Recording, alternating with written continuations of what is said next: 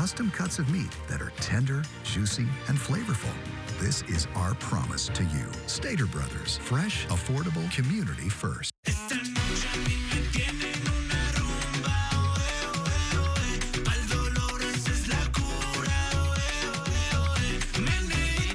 new festive family meal starting at $24. Now celebrating at El Pollo Loco. Good morning, I'm Frank Buckley. Hundreds of flights have been canceled this morning, many more delayed. This as brutal winter storm, a winter storm batters parts of the country. We'll have the latest. Good morning, I'm Trevor Shirley live in Des Moines, Iowa. Former President Donald Trump has won the Iowa caucuses. So what does that mean for the number 2 and 3 finishers? I'll take a look at that coming up just ahead. Good morning, everyone, from Westwood, where a sinkhole began to form when a water main burst, sending water gushing through this.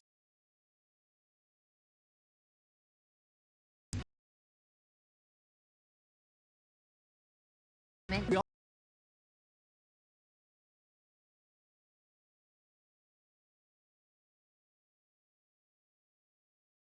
also talk about his future. More excitement on stage and backstage, and that fashion recap is on the way.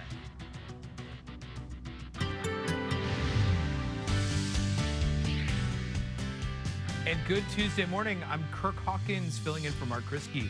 A live look from Long Beach this morning. Reduced visibility as some coastal areas, as promised, are seeing some low clouds and fog. Look for a high along the coast of 63. 67 downtown LA, 72 in the San Fernando Valley. Orange County will see a high of 69.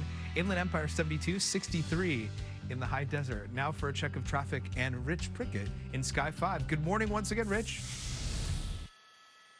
Good morning, Kirk. Yeah, taking another look at the 5 freeway. It's a crash that happened during the 4 o'clock hour, and CHP has just said that they are extending the signal alert for an additional 2 hours. So this big rig could be in lanes until closer to 10 a.m. You can see it's taken out 3 of the lanes.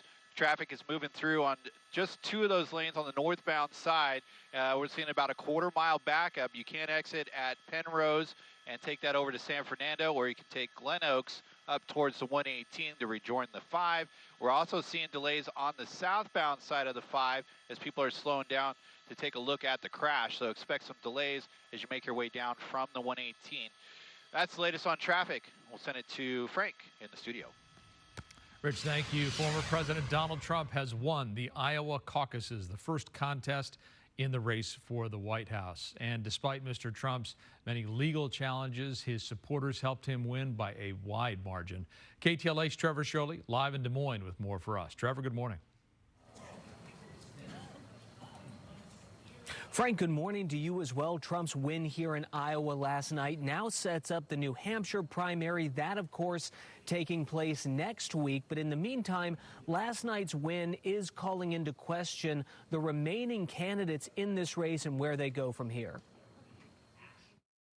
Iowa, we love you. On Monday night, former President Donald Trump did what he came to do in Iowa, leave the state a winner. This is the first, because the big night is going to be in November. Despite facing more than 90 criminal charges across multiple states, Iowa Republicans showed they want the former president to be their next one.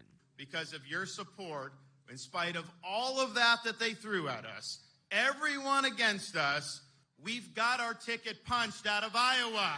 Governor Ron DeSantis and former UN Ambassador Nikki Haley took 2nd and 3rd places respectively, leaving their paths forward in question. I love you, Iowa, but we're on to New Hampshire.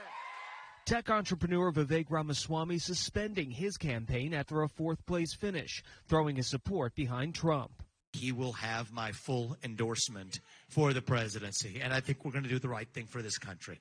Since last week, Iowa's been dealing with historically bad weather. We're talking about wind chill factors in the negative 20 to 30 range, blizzard conditions in some cases, and it's still going to take another day or two to figure out just how that bad weather impacted voter turnout.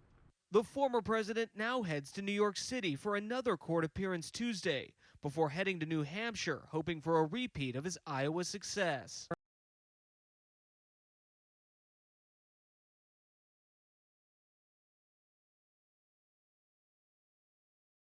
Today in New York City as part of that ongoing civil case connected to a sexual assault allegation brought against him by the author E. Jean Carroll.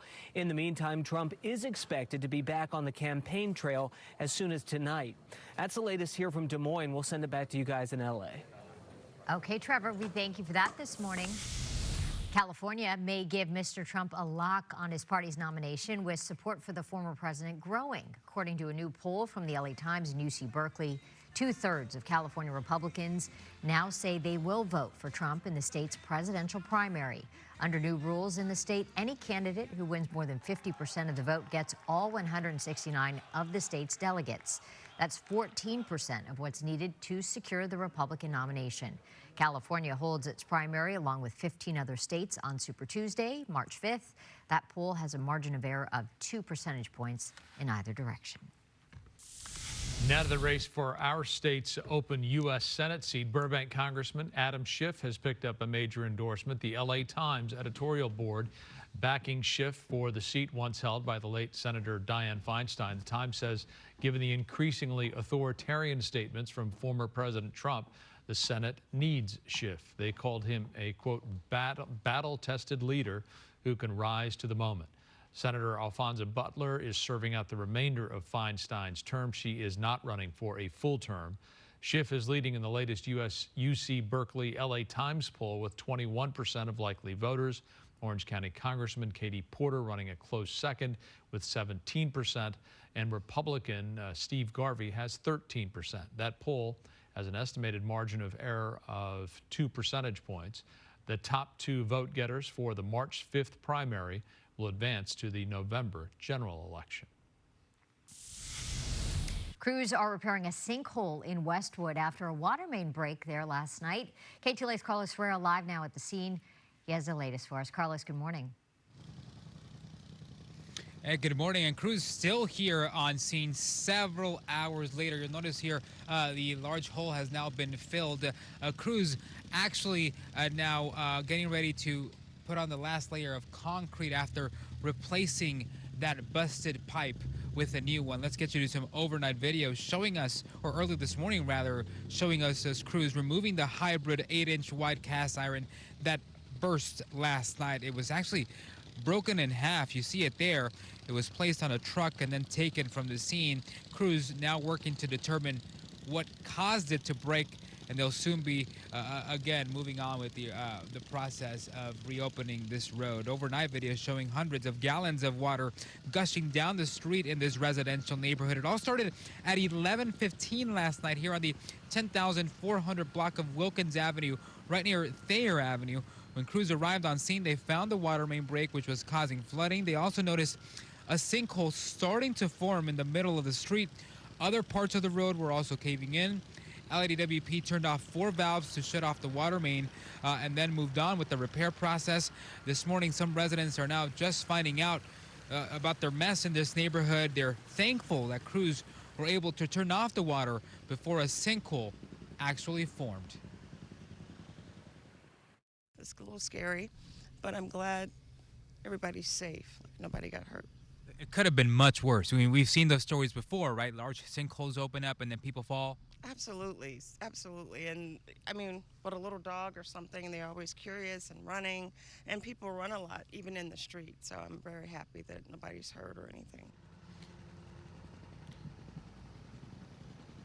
Yeah, it could have been much worse here. Right now, it's unclear what caused the main to break, but crews on scene say it's possible that the damage is age-related. As we come back out here live, they do confirm no homes were damaged or flooded, no injuries as well.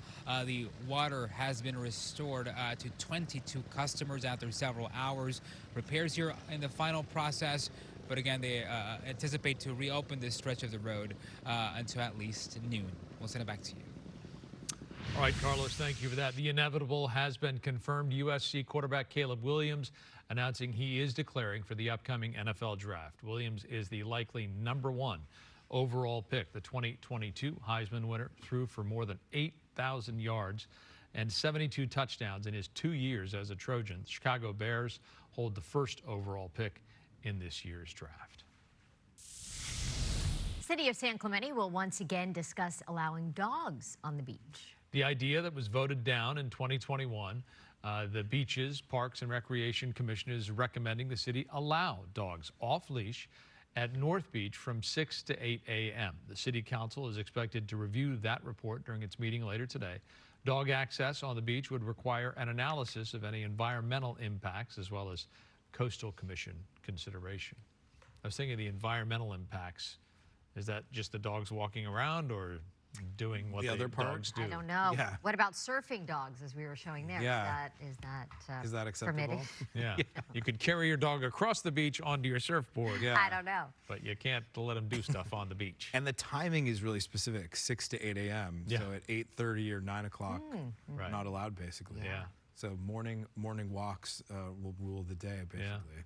Which seems nice. I mean, yeah. it seems reasonable. But, Totally. You know, as long as people clean up after their dogs. Right.